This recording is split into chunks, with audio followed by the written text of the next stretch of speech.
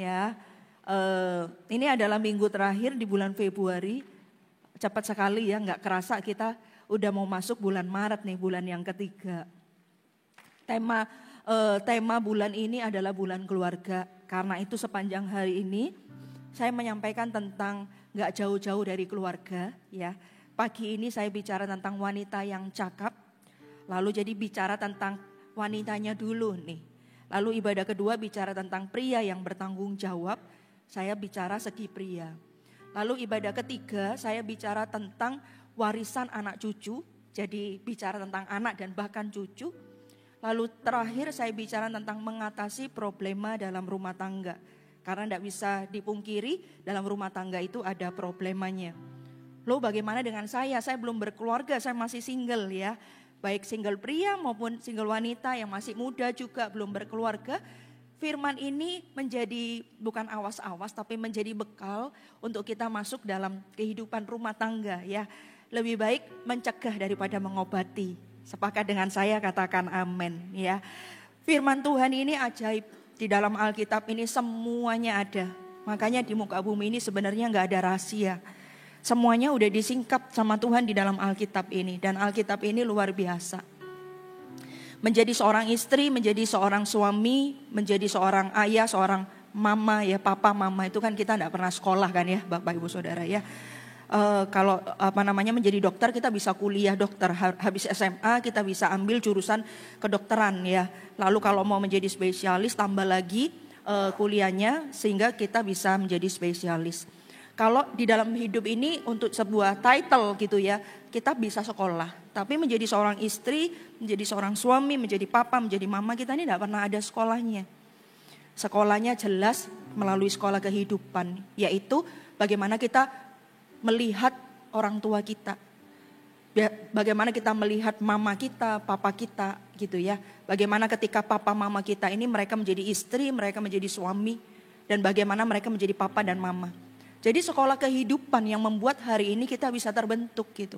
Nah tanpa disadari biasanya seorang perempuan itu akan melihat bagaimana mamanya dan seorang anak laki-laki akan melihat bagaimana papanya. Sehingga ketika figur ayah dan ibu atau papa dan mama, suami atau istri, figur itu tidak seperti firman Tuhan, maka akan menciptakan generasi yang akan mengalami hal yang demikian.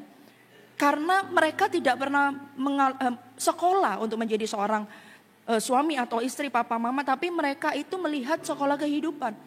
Sehingga ketika yang di depan mata mereka tidak seperti yang sesuai dengan firman, maka itu yang akan terjadi dalam kehidupan mereka. Jadi makanya seperti lingkaran setan, kok berujung gitu ya, tidak ada ujungnya, seperti berputar-putar.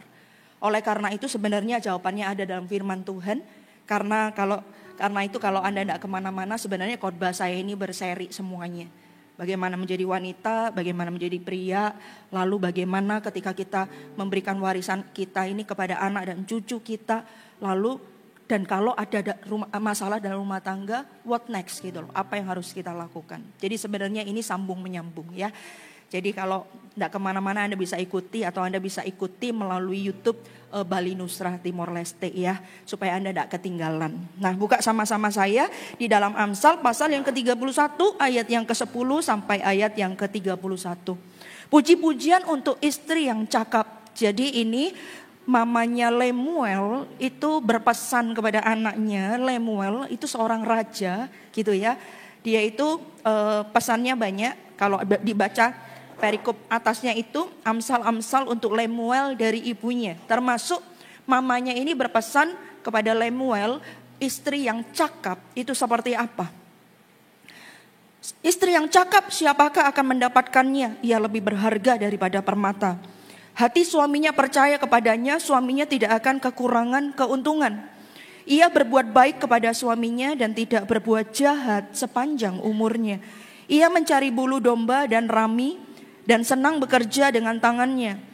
Ia serupa kapal-kapal saudagar, dari jauh ia mendatangkan makanannya. Ia bangun kalau masih malam, lalu menyediakan makanan untuk seisi rumahnya dan membagi-bagikan tugas kepada pelayan-pelayannya perempuan. Ia membeli sebuah ladang yang diingininya dan dari hasil tangannya kebun anggur ditanaminya. Ia mengikat pinggangnya dengan kekuatan, ia menguatkan lengannya. Ia tahu bahwa pendapatannya menguntungkan, pada malam hari pelitanya tidak padam. Tangannya ditaruhnya pada jentera, jari-jarinya memegang pemintal. Ia memberikan tangannya kepada yang tertindas, mengulurkan tangannya kepada yang miskin. Ia tidak takut kepada salju untuk seisi rumahnya, karena seluruh isi rumahnya berpakaian rangkap. Ia membuat bagi dirinya permadani, lenan halus, dan kain ungu pakaiannya. Suaminya dikenal di pintu gerbang. Kalau ia duduk bersama-sama para tua-tua negeri, ia membuat pakaian dari lenan dan menjualnya. Ia menyerahkan ikat pinggang kepada pedagang. Pakaiannya adalah kekuatan dan kemuliaan. Ia tertawa tentang hari depan. Ia membuka mulutnya dengan hikmat.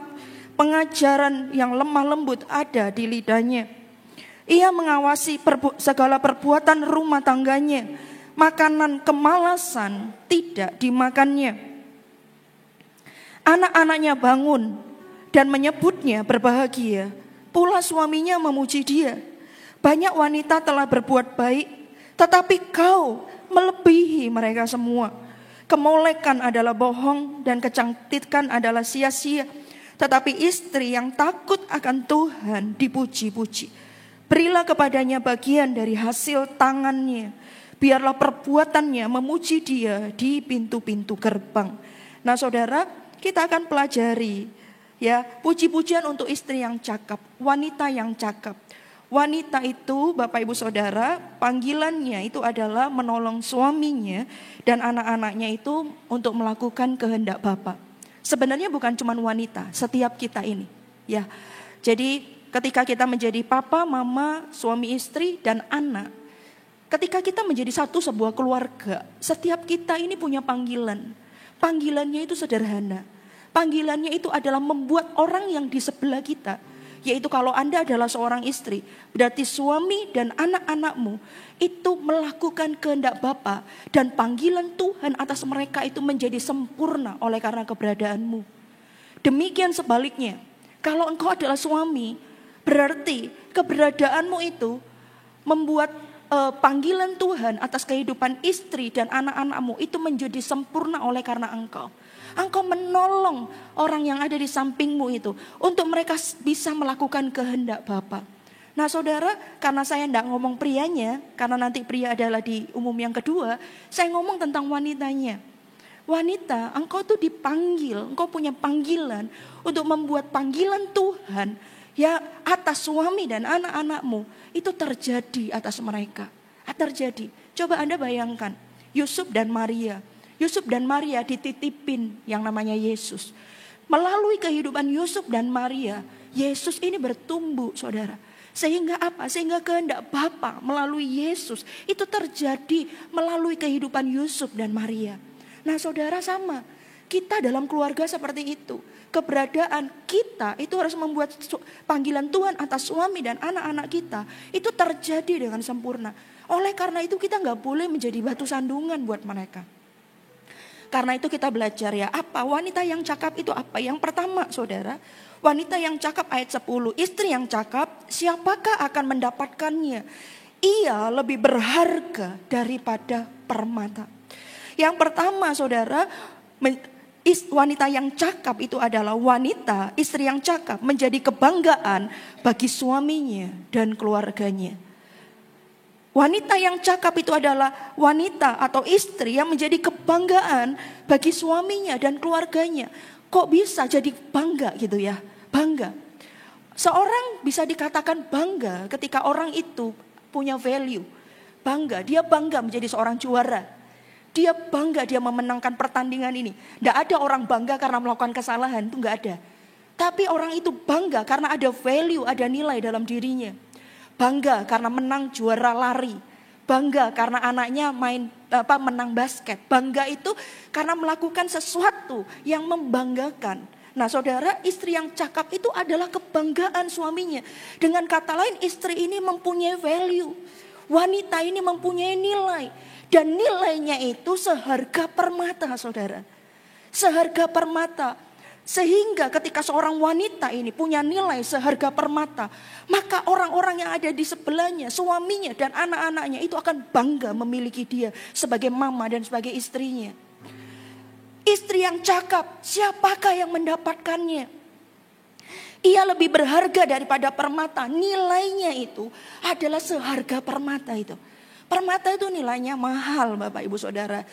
Mungkin ya bisa lebih mahal daripada emas. Jadi dia itu nilainya seharga permata. Dengan kata lain tidak bernilai. Nilainya itu luar biasa. Karena itu seorang wanita, engkau harus punya value dalam hidupmu. Engkau harus punya nilai. Karena nilai itu yang akan mendrive hidupmu. Nilai itu engkau harus punya value. Nilai yang tentu sesuai dengan kerajaan Allah. Perempuan yang cakap, nilainya itu adalah cakap. Apa sih cakap itu? Kalau saya cari di Google, Bapak Ibu Saudara, wanita yang cakap itu seperti wanita yang mampu dan sanggup melakukan sesuatu. Wanita yang pandai, yang mahir, wanita yang bagus rupa, cantik dan rupawan, mampu, sanggup melakukan sesuatu, ada value dalam dirinya. Itu yang harus dipunyai oleh wanita. Kalau kita punya value dalam diri kita, Bapak Ibu Saudara, maka kita akan menjadi kebanggaan. Kita akan menjadi kebanggaan. Suami kita itu akan bangga sama kita. Tuhan juga akan bangga sama kita. Kita aja sebagai orang Kristen, anak Tuhan, kalau kita punya value dalam kehidupan kekristenan kita, Tuhan kita itu bangga sama kita. Inilah anakku yang kukasihi, kepadanya lah aku berkenan. Bapak itu bangga kepada Yesus. Kenapa? Karena Yesus bervalue, punya nilai yang luar biasa, mengasihi. Nah saudara, demikian kita wanita. Wanita yang cakap itu adalah wanita yang menjadi kebanggaan bagi suaminya. Jadi kalau misalnya suaminya kemana-mana, dia tidak malu mengajak istrinya. Ketika makan bersama mungkin dengan bosnya, dengan kliennya, dengan rekan kerja. Maaf kata, kita menjadi wanita yang tidak malu-maluin saudara.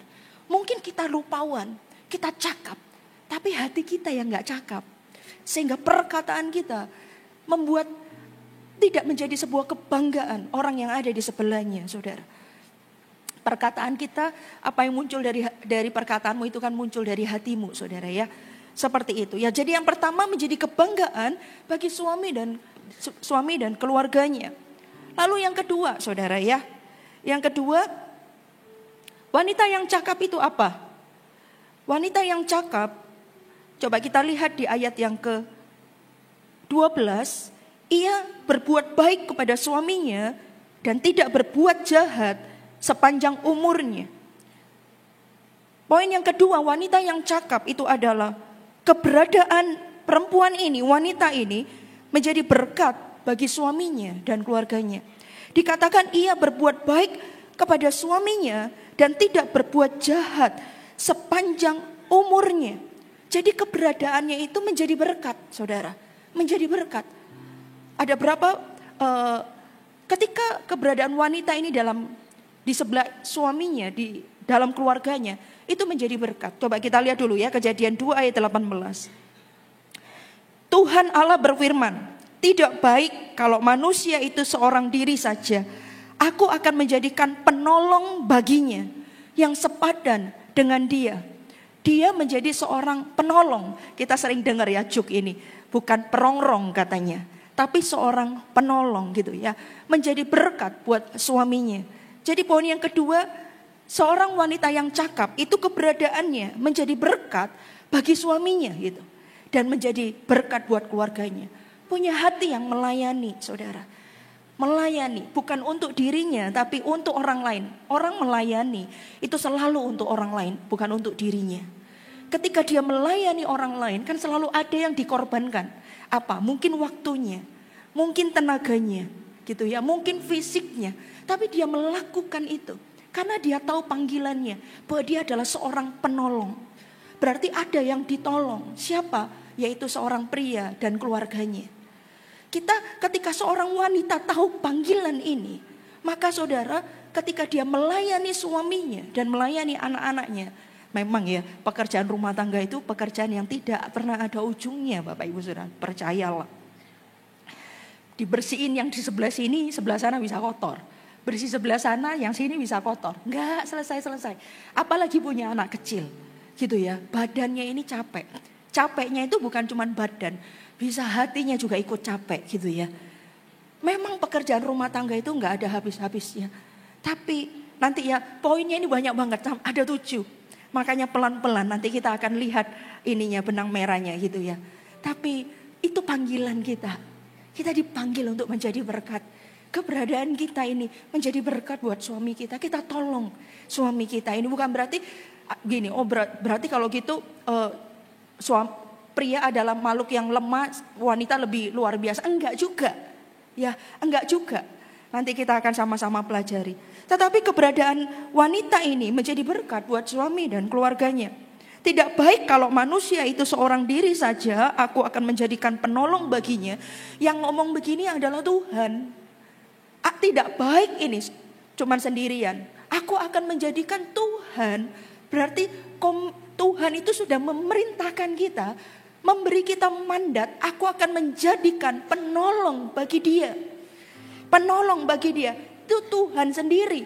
Tuhan sendiri yang memerintahkan dan Tuhan sendiri yang memanggil kita menjadi penolong, saudara. Berarti Tuhanlah yang akan memampukan kita. Katakan amin. Tuhanlah yang memampukan kita untuk kita bisa menjadi berkat buat suami kita. Gimana kalau bisa menjadi berkat? Maaf ya Bapak Ibu Saudara, karena ini ngomongnya wanita ya. Jadi banyak ngomong wanitanya. Gimana kalau mungkin suami saya tidak seperti yang seharusnya fungsinya? Apakah saya harus tetap menjadi berkat? Saudara, menjadi berkat atau tidak itu adalah sebuah pilihan. Menjalaninya bisa atau tidak itu kekuatan dari Tuhan. Itu beda. Menjalaninya itu adalah menjadi berkat itu adalah panggilan Tuhan. Menjalaninya itu akan dibantu oleh Tuhan. Kenapa? Karena kalau dikatakan engkau akan menjadi penolong, itu berarti Tuhan memampukan. Sementara misalnya kalau yang ditolong baik, gampang. Kan kita kalau melakukan perbuatan baik kepada orang yang baik sama kita kan gampang, Bapak Ibu Saudara. Kalau suami kita cinta sama kita, suami kita baik sama kita, gampang saya untuk menjadi penolong bagi dia. Kenapa? Karena dia berbuat baik.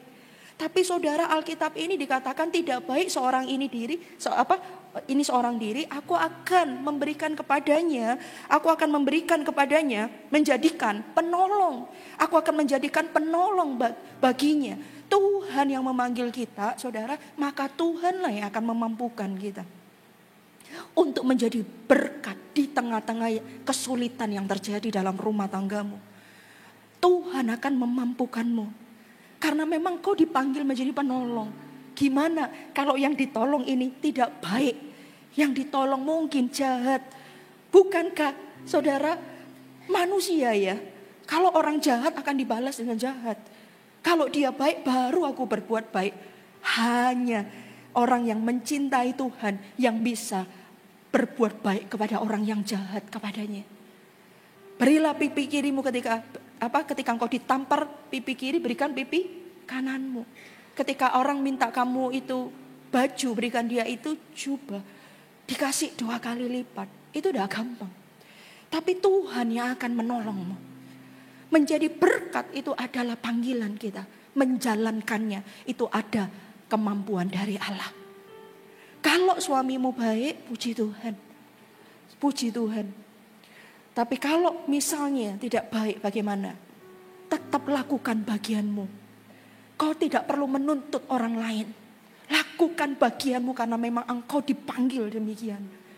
Tuhan, engkau berkata, kau panggil hamba ini menjadi penolong. Maka engkau yang memampukanku untuk menolong suamiku. Berbuat baik kepadanya di tengah-tengah. Mungkin tidak mampu dalam berbuat baik. Berbuat baik mampukan aku. Dan saudara, Tuhan itu Allah yang maha, sungguh maha ajaib. Dia akan memampukanmu. Dia akan memampukanmu, percayalah. Karena hati percaya kita letakkan kepada Tuhan. Bukan kepada keadaan kita, dia akan memampukanmu. Katakan amin. Yang ketiga, Bapak Ibu Saudara ya. Yang ketiga,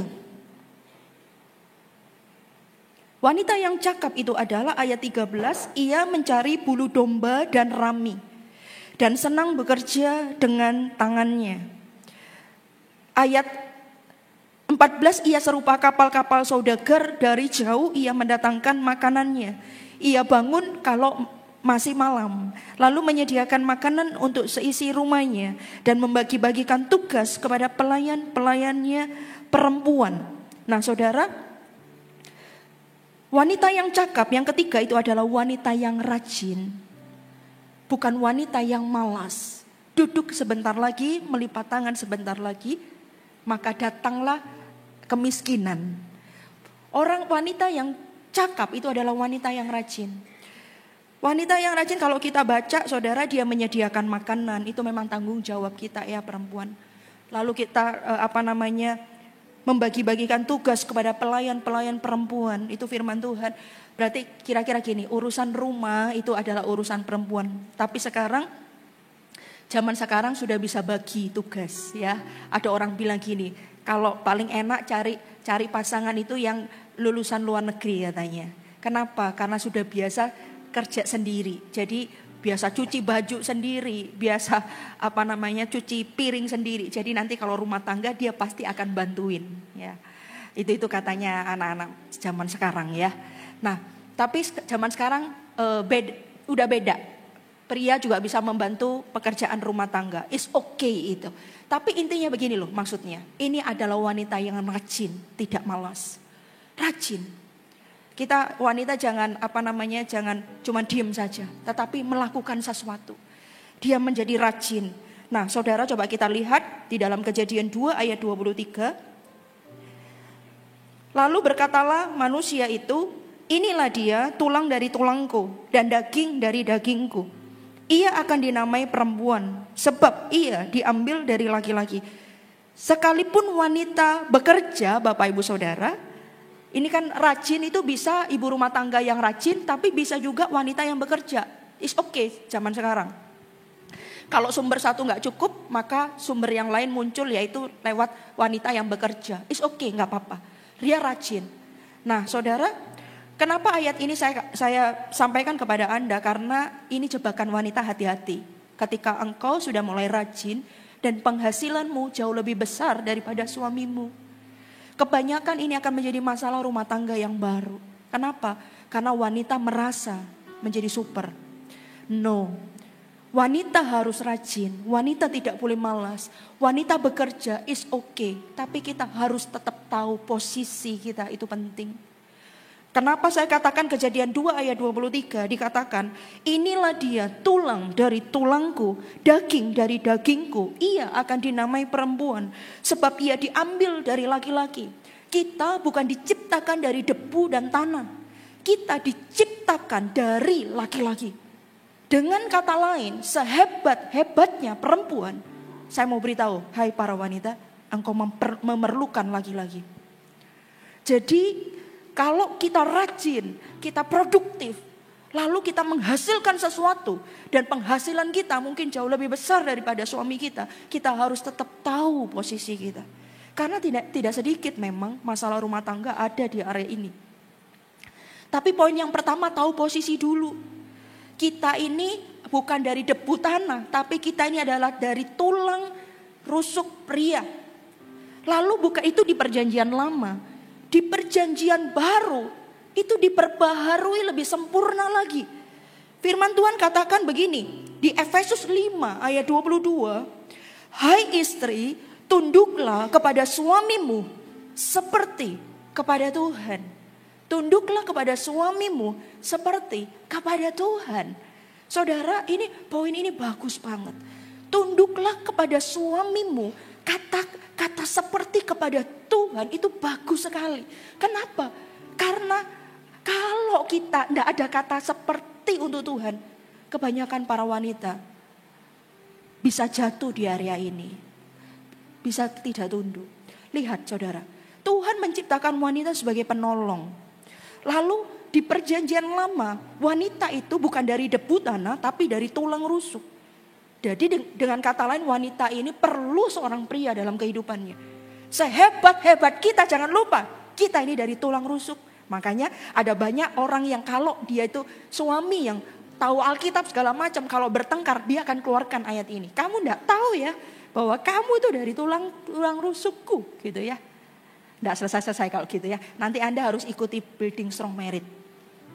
Tanggal 20 Maret kita akan ada seminar Building Strong Marriage, suami istri datang ya. Daftarkan diri, ikut. Ingat, jadi suami istri enggak ada sekolahnya, tapi lewat firman Tuhan kita akan belajar how ya.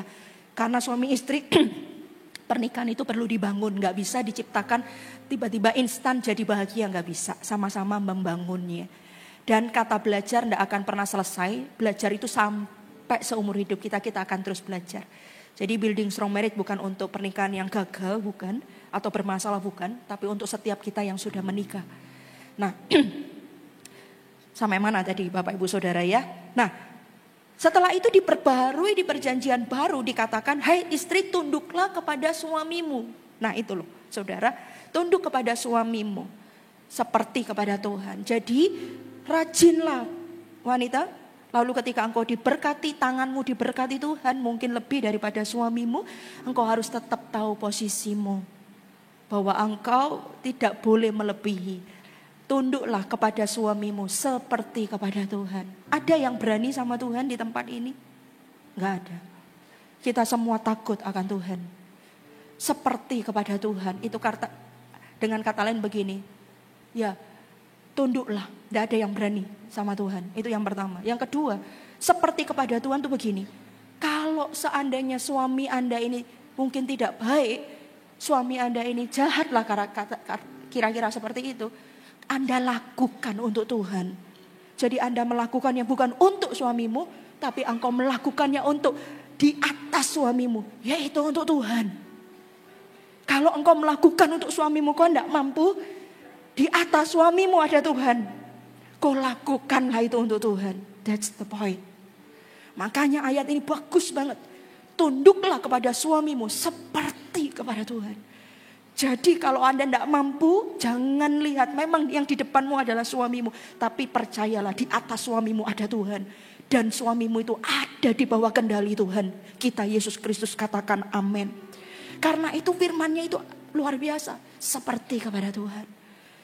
Makanya wanita, kita harus menjadi wanita yang sungguh-sungguh cinta dan dekat akan Tuhan. Kalau kita cinta dan dekat akan Tuhan, saudara, tidak ada masalah rumah tangga atau apapun yang gak bisa. Segala sesuatunya bisa. Karena Tuhan itu di atas semua. Segala sesuatu yang ada di muka bumi ini. Kasih tepuk tangan yang paling meriah buat Allah kita. Selanjutnya yang keempat. Yang keempat, wanita yang cakap itu apa? Ayat 16. Ia membeli sebuah ladang yang diingininya. Dan dari hasil, lihat ini, ia membeli sebuah ladang yang diingininya. Dan dari hasil tangannya, kebun anggurnya ditanaminya. Ia mengikat pinggangnya dengan kekuatan. Ia menguatkan lengannya. Ia tahu bahwa pendapatannya menguntungkan. Pada malam hari pelitanya tidak padam. Ia tahu bahwa pendapatannya menguntungkan. Yang keempat, wanita yang cakap itu adalah wanita yang mampu mengatur keuangan. Mampu mengatur keuangan, dengan kata lain wanita itu tidak boros, Bapak Ibu Saudara. Jangan lupa online gak kerasa ya. Apa itu yang later itu saudara ya. Makanya later katanya, bayarnya later gitu ya saudara. Tidak rasa. Akhirnya terikat dengan pinjaman online. Pinjaman online dan segala macam uangnya bisa terbulat di situ. Dikatakan ini ayatnya bagus. Ia membeli sebuah ladang yang diingininya. Katanya gini loh, workshop. Suami work, istri shop. Saudara ya. Loh, kita to be honest. Ya, Bapak Ibu Saudara, memang kalau Anda punya istri ya memang itu salah satu kebutuhannya, tapi bukan yang utama. Tapi lihat ini loh, ia membeli sebuah ladang yang diingininya. Keinginan wanita tuh beli-beli, saudara. Beli-beli keinginannya. Tapi ini ayat luar biasa. Ia mengikat pinggangnya. Kalau kita tahu ikat pinggang loh. Kalau sudah pengeluarannya terlalu banyak, ayo diikat pinggang. Diikat pinggang itu pengeluarannya coba ditekan. Pendapatan kita ini enggak ini loh. Ia mengikat pinggangnya dengan kekuatan. Ia tahu bahwa pendapatannya menguntungkan, berarti dia bisa kalkulasi. Dia tahu keluarnya, dia tahu masuknya, dan dia bijaksana. Seorang wanita yang cakap adalah wanita yang bisa mengatur keuangan di dalam kehidupan dan rumah tangganya. Memang kadang kalau misalnya wanitanya boros, yang megang uang adalah suaminya. Oke, itu udah bagus itu. Prinsip dalam keuangan rumah tangga tidak selalu uang dipegangkan wanita. Kalau ternyata wanitanya nggak bisa pegang uang, pegangkan suaminya. Tetapi gini loh saudara, orang boros atau enggak itu dari sininya. Karena meskipun uangnya dipegang oleh suaminya, saudara, kalau dia tidak punya niatan hati untuk dia membantu mengatur keuangan rumah tangga, maka dia akan cari cara yang lain untuk dia bisa memenuhi keinginannya. Dia akan cari cara lain. Makanya gak heran ketika dalam problema rumah tangga, terutama ekonomi, ketika mempunyai suami atau ekonomi yang tidak bagus, maka biasanya ya wanita tergoda ketika pria itu tidak punya apa-apa. Tetapi pria akan tergoda ketika dia punya apa-apa. Wanita itu akan tergoda ketika melihat prianya ini tidak punya apa-apa. Dia punya banyak keinginan. Keinginan yang tidak terpenuhi itu loh. Sehingga dia mencarinya di tempat yang lain. Kalau Anda lihat sosial media, pilih uang suami atau pilih suami. Banyak itu yang pilih uang suami, bukan suami, saudara. Saudara, ini kejatuhan wanita bisa di area ini, karena itu sebenarnya bukan masalah. Itu adalah niatan hatinya. Kita harus menjadi wanita yang bisa mengatur keuangan. Kita bisa mengendalikan hawa nafsu, keinginan belanja kita itu loh ya. Kita harus bisa menahannya. Karena itu adalah wanita yang cakap. Dia tahu kemampuannya cuma segini, ya sudah di situ. Saudara, enggak perlu iri sama orang lain punya ini, punya itu. Enggak perlu saudara. Kalau mereka punya ini, punya itu karena mereka punya kemampuan. Tapi hari ini bersyukurlah gitu loh. Karena saudara ini loh, lihat coba. Ini luar di dalam 1 Timotius ayat 2 ayat 9 sampai 10. Demikian juga hendaklah perempuan. Hendaklah ia berdandan dengan pantas, dengan sopan dan sederhana. Rambutnya jangan berkepang-kepang, jangan memakai emas atau mutiara ataupun pakaian yang mahal-mahal. Tetapi hendaklah ia berdandan dengan perbuatan baik. Ia berdandan dengan perbuatan baik seperti yang layak bagi perempuan yang beribadah.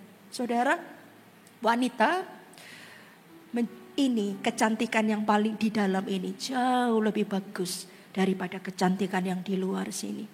Banyak wanita fokusnya yang di luar sini. Kalau Anda punya kemampuan, go ahead, lakukan.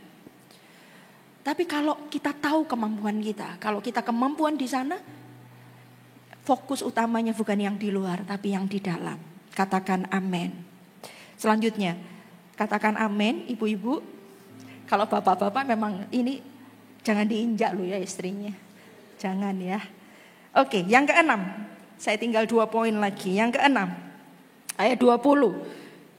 Dikatakan begini. Masih 5 ya. Oke. Ayat 18b. Pada malam hari pelitanya tidak padam. Yang kelima, wanita yang cakap adalah wanita yang bisa mengatur waktunya sehingga pelitanya tidak padam. Pelita itu bicara tentang keintiman kita dengan Tuhan, jam-jam doa kita. Itu bukan pelayanan ya Bapak Ibu. Pelayanan itu tidak bisa mencerminkan. Pelayanan itu bisa menjadi salah satu cerminan kita mengasihi Tuhan, tapi bukan tolak ukur utama bahwa orang yang pelayanan adalah orang yang dekat sama Tuhan. Orang yang intim sama Tuhan, pelitanya tak pernah padam. Orang yang pelayanan bisa-bisa dia pelayanan, tapi dia sudah tidak pernah doa. Bisa. Tapi saya tidak bicara tentang wanita yang pelayanan ini. Saya bicara tentang wanita yang pelitanya tidak padam. Saudara, wanita ini kan ibaratnya seperti bakmi. Ada di YouTube saya, PS Lanitan. Anda bisa cari table of content. Kita ngomong bedanya pria dan wanita. Wanita itu seperti bakmi, pria itu seperti wafer. Wanita itu seperti bakmi. Bakmi itu kan bulat itu Bapak Saudara ya. Jadi apa aja bisa dilakukan, dikerjakan, dipikirkan dan segala macam. Entah dia itu capek karena fisiknya yang bekerja atau capek karena pikirannya yang kemana-mana. Itu perempuan bisa kayak gitu. Coba kalau bangun sudah ada agendanya, ngelakukan ini segala macam. Nah saudara, tapi di ayat ini bilang gini, pelitanya di malam hari, pelitanya tidak pernah padam. Para wanita jangan pernah lupa, kita boleh sibuk, kita boleh banyak yang dilakukan dan dikerjakan, tapi ini yang harus Anda bisa jawab dalam hatimu. Apakah Anda masih berdoa sama Tuhan? Apakah Anda bukan cuma berdoa Tuhan thank you buat hari, bukan. Anda masuk dalam hadiratnya, dekat, duduk di bawah kakinya. Itu poin. Itu poin. Dicoba kita lihat saudara di dalam Matius 24 ayat 4. Sedangkan gadis-gadis yang bijaksana itu membawa pelitanya dan juga minyak dalam buli-buli mereka. Sehingga, kok tidak datang-datang Tuhan. Gadis bijaksana dan gadis yang bodoh. Tuhan gak datang-datang sampai mereka terkantuk. Lalu datanglah mempelai itu. Tuhan datang, bangun mereka semua. Yang tidak bawa minyak dalam buli-buli, minta minyaknya karena pelitanya udah hampir padam. Minta kepada gadis yang bijaksana. Tapi gadis bijaksana berkata, kalau aku memberikan minyak ini kepadamu, nanti jangan-jangan pelitaku juga mati, gak cukup. Akhirnya gadis yang bodoh pergi dulu beli minyak. Tapi gadis bijaksana ini dia sudah ready. Saudara, di dalam hidup ini kita tidak tahu loh apa yang akan terjadi. Bisa-bisa bangun pagi tiba-tiba hati nggak enak. Bisa-bisa malam mau tidur tiba-tiba nggak enak. Serangan fajar atau serangan bertubi-tubi itu bisa datang setiap hari. Iblis itu bisa datang setiap hari. Menjatuhkan mental, menuduh, mencuri sukacita kita.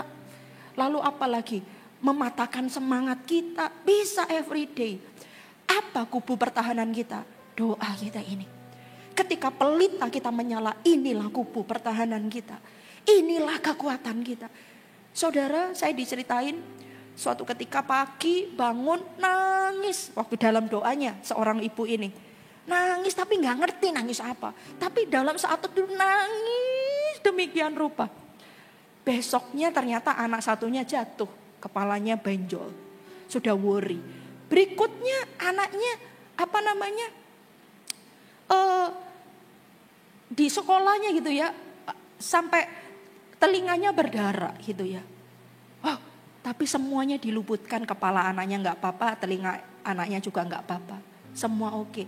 Lalu ketika saya dengar kesaksian itu di dalam hati, roh itu berbicara karena doa, karena sebelumnya ibu itu berdoa. Saudara, kubu pertahanan kita itu adalah doa kita. Karena itu pelita kita tidak boleh padam. Dunia ini bising, dunia ini rame, tapi lebih rame pikiran kita. Betul enggak? Siapa yang bisa membuat pikiran ini tenang? Tuhan. Ketika kita masuk dalam hadiratnya.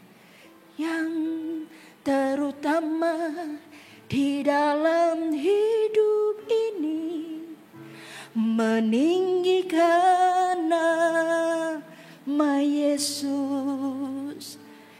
Yang terutama di dalam hidup ini, memuliakan namanya. Haleluya,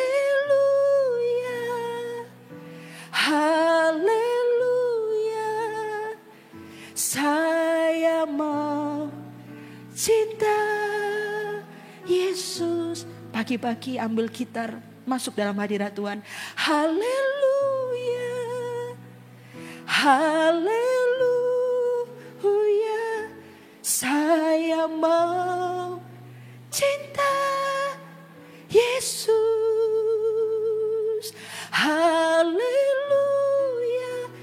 Meskipun Anda tidak perlu pakai anting-anting emas atau permata atau berlian. Tapi kalau pelitamu selalu nyala. Rohmu selalu diperbarui makin hari. Hidupmu, saudara, orang yang dekat sama Tuhan bukan berarti orang itu sempurna. Kita ini selama kita hidup, kita penuh dengan ketidaksempurnaan. Kita pasti punya kekurangan. Kita pasti punya kelemahan. Tapi ketika kita masuk, pelita kita itu nyala. Saudara, di dalam hadiratnya itu loh, kita benar-benar ditunjukkan sama Tuhan. Diajarin sama Tuhan. Kamu tidak boleh ini loh. Ini loh, kamu keras loh. Tadi kamu sama anakmu. Ini loh, lihat kamu tidak pantas kamu ngomong gitu sama suamimu. Kamu tidak boleh kamu ngomong gitu sama suamimu. Kamu pikir itu melegakanmu. Tapi itu melukai pasanganmu. Di situ Anda akan mulai sadar. Dan kalau hati ini seperti air yang keruh. Botol ini airnya keruh. Tapi setiap hari disirami dengan hadirat Tuhan. Disirami dengan hadirat Tuhan.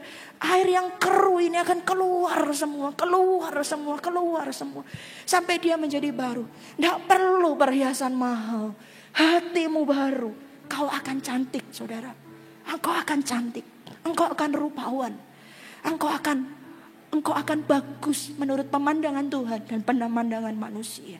Ada banyak orang punya emas, berlian dan segala macamnya. Semua dari ujung rambut hingga ujung kakinya nilainya mahal. Tetapi dia tidak punya emas di dalam hatinya. Ketika dia berkata, kita tahu orang itu penuh dengan kepahitan. Penuh dengan tipu muslihat. Penuh dengan rasa curiga. Penuh dengan rasa tidak aman. Menyakitkan. Buat apa, saudara? Saudara, kita mau kejar menjadi wanita yang pelita kita tak pernah padam. Sesibuk apapun engkau, hai wanita. Secapek apapun engkau, datanglah kepada Tuhan. Pastikan pelitamu tak pernah padam. Pelitamu tak pernah padam. Saudara, ini sungguh kekuatan. Katakan amin. Dan saudara, wanita yang berdoa. Wanita itu adalah penopang dalam rumah tangga, pilar. Atap itu adalah seorang suami, seorang bapak, kepala rumah tangga. Pilarnya ini wanita. Dan Anda bisa bayangkan kalau wanita itu pelitanya tak pernah padam. Wow, bangunan ini akan kokoh. Atap membuat kita tidak kepanasan, tidak kehujanan, saudara. Tapi pilar itu juga mengokohkan. Dan wanita yang berdoa, minyaknya tak pernah padam. Saudara, kalau wanita itu tidak berdoa, tahu enggak? Kadang suami kita baik jadi tidak baik karena kita. Kenapa kita ngomel terus? Sehingga suami kita bisa emosi. Suami kita bisa marah. Sehingga hari itu suami kita malah gak jaga hati. Sebenarnya bukan dia gak mau jaga hati. Tapi karena perkataan kita. Karena pembicaraan kita. Karena kita omelan kita mungkin. Karena apa? Karena kalau ditelusuri ternyata kita tidak pernah berdoa lagi. Pelita kita udah mati. Karena itu makanya seperti itu keluarnya tuntutan. Keluh kesah. Sehingga ada banyak pria juga tidak sedikit. Pria akan berkata gini, sudah. Pokoknya kalau kena wanita repot gitu ya. Repot gitu. Kenapa bisa kayak gitu? Mungkin dia hati suami ini baik. Tapi karena keberadaan istrinya yang tidak sumbunya ini sudah padam. Sehingga tidak menjadi berkat. Maka suaminya menjadi tidak baik. Sumbu kita tidak boleh padam, Bapak Ibu Saudara. Pelita kita juga tidak boleh padam. Yang keenam, ayat 20 sampai 26. Anda diberkati Tuhan. Amin ya. Ia memberikan tangannya kepada yang tertindas, mengulurkan tangannya kepada yang miskin. Ia tidak takut kepada salju untuk seisi rumahnya, karena seluruh isi rumahnya berpakaian rangkap.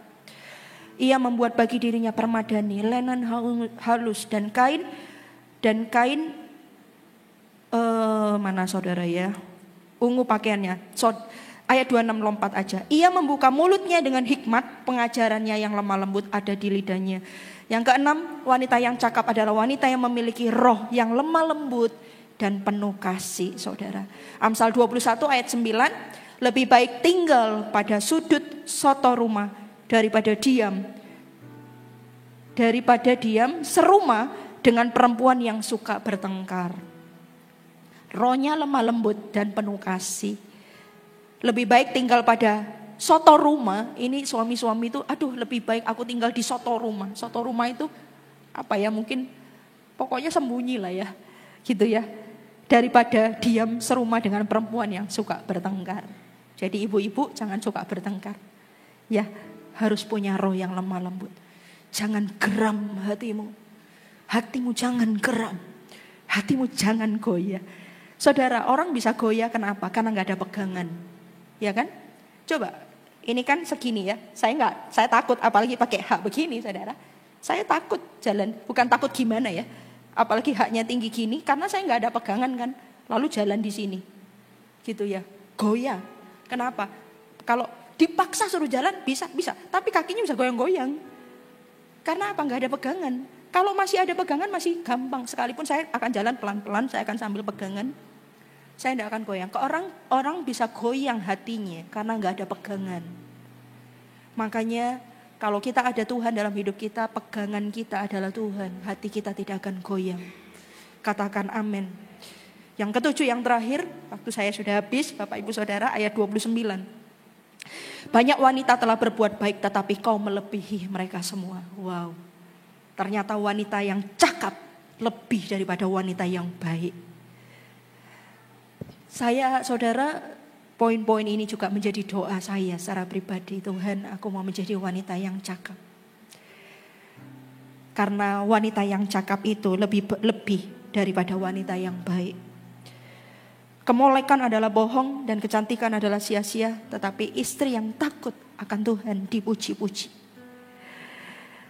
Saya juga mau dipuji karena takut akan Tuhan, bukan karena yang lain. Yang ketujuh, wanita yang cakap adalah wanita yang takut akan Tuhan. Saudara, wanita yang takut akan Tuhan tuh begini. Sekarang ini yang bisa selingkuh bukan cuma pria saja, tapi wanita juga bisa berselingkuh. Dan bisa-bisa lebih lihai. Kenapa? Karena wanita kan multi talenta. Saudara, tapi Tuhan berkata wanita yang cakap melebihi wanita yang baik. Dan wanita yang cakap itu adalah wanita yang takut akan Tuhan. Suamimu mungkin tidak ada bersamamu, tidak bisa selalu bersamamu. Tapi jangan pernah lupa, hai wanita, Tuhan ada di mana-mana. Tuhan ada di mana-mana. Karena itu tidak ada alasan apapun yang membenarkan seseorang itu berselingkuh. Apapun alasannya. Karena itu taruhlah ini menjadi perhiasan di hatimu. Yaitu takut akan Tuhan. Kejarlah itu. Kejarlah. Jadilah wanita yang takut akan Tuhan. Dengan kata lain, sekalipun tidak ada suami dan anak-anakmu, engkau tetap melakukan kebenaran. Hidupmu tetap menyenangkan Tuhan. Sekalipun mungkin kau punya kebutuhan ini dan segala macam. Hati-hati dengan pergaulanmu, komunitasmu. Hati-hati.